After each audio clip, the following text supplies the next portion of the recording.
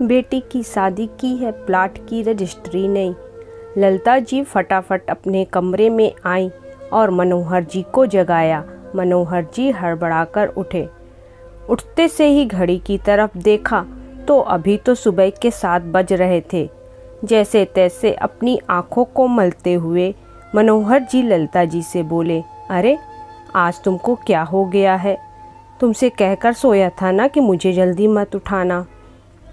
रात को ज़रूरी काम कर रहा था, फिर भी तुमने मुझे जल्दी उठा दिया।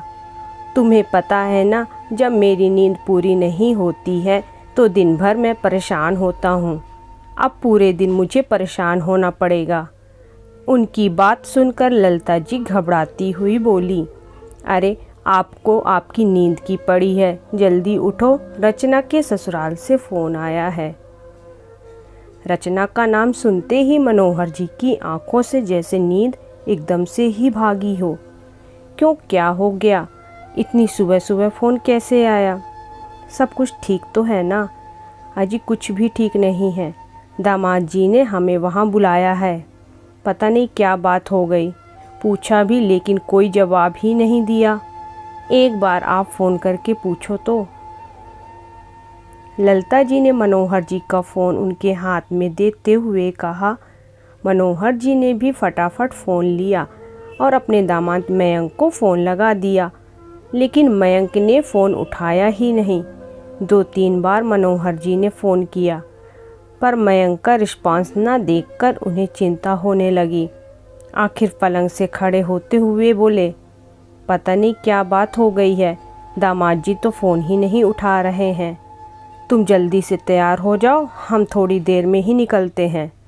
मनोहर जी का आदेश पाते ही ललिता जी फटाफट बिना नहाए ही तैयार हुई और दोनों पति पत्नी बिना चाय पिए ही घर से रवाना हो गए।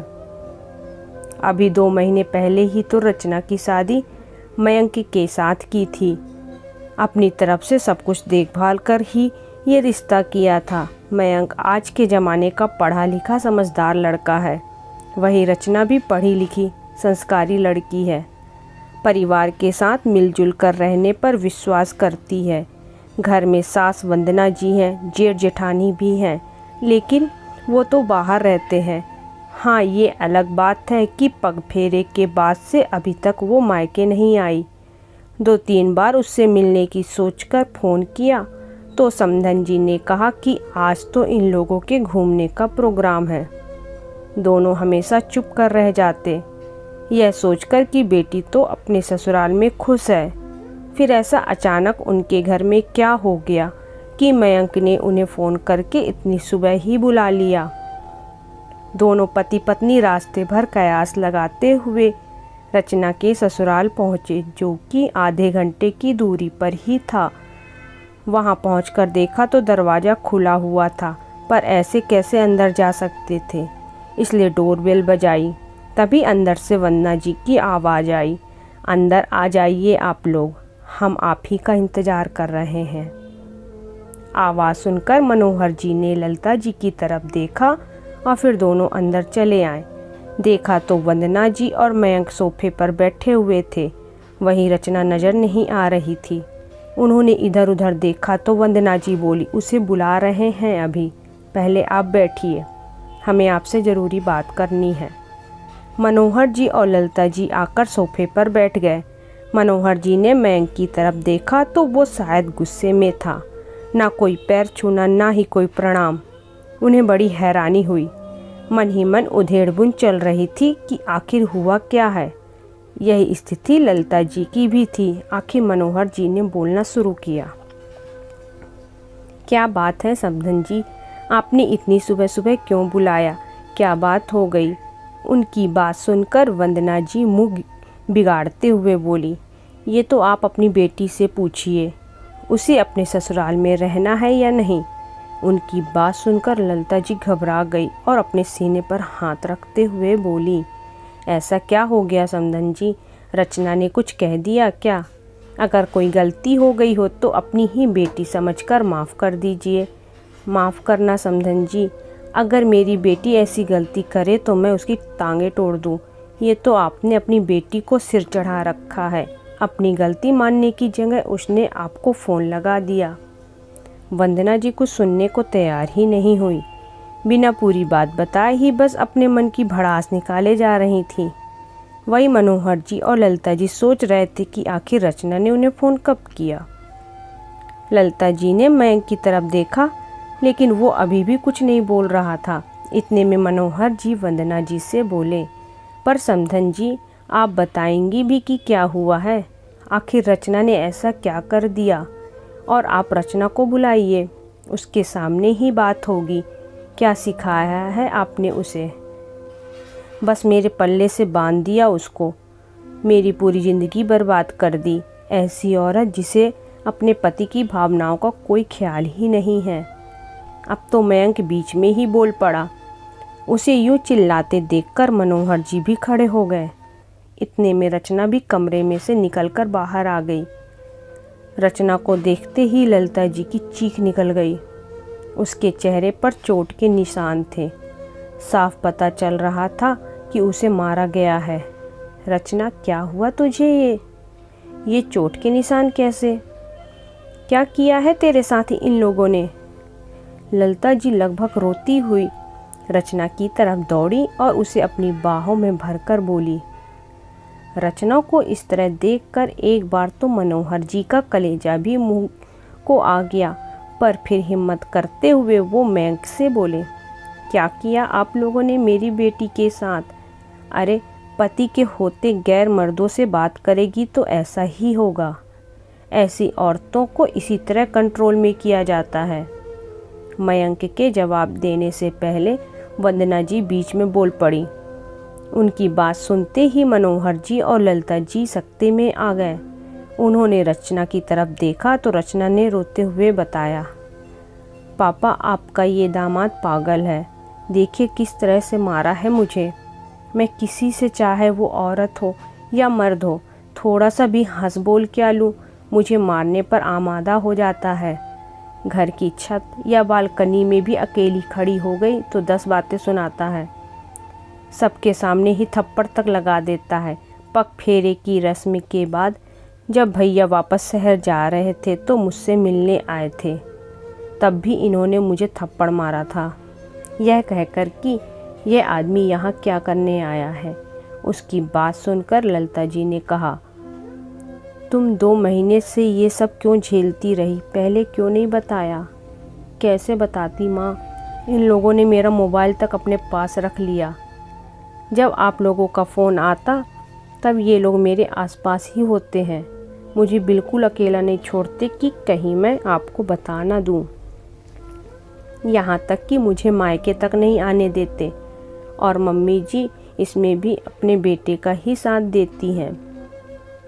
आज सुबह मैं इनके लिए चाय बनाकर कमरे में लाई थी, तब मेरा फ़ोन ड्रेसिंग पर ही रख दिया। शायद उन्होंने उठाने के बाद निकाल कर रखा था। मैंने अपना फ़ोन हाथ में लिया ही था कि ये बाथरूम में से निकल कर आ गए और मुझ पर इल्ज़ाम लगाने लगे कि मैं उनके पीठ पीछे किसी से बात कर रही हूँ। जब मैंने मना किया तो मुझे मारने लगे और मेरा फ़ोन छीनकर ज़मीन पर फेंक कर तोड़ दिया। तब मैंने कहा कि मैंने मम्मी पापा को फ़ोन कर दिया है। जब इन लोगों को लगा कि मैंने सचमुच आप लोगों को फ़ोन कर दिया है, तब जाकर इन्होंने आपको फ़ोन करके बुलाया। इनकी ऐसी आदतों के कारण बड़े भैया भाभी भी यहाँ नहीं रहते। मुझे ले चलिए यहाँ से, मैं यहाँ नहीं रहूँगी। रचना ने रोते रोते सब कुछ बता दिया। अरे वाह, ऐसे कैसे चली जाएगी?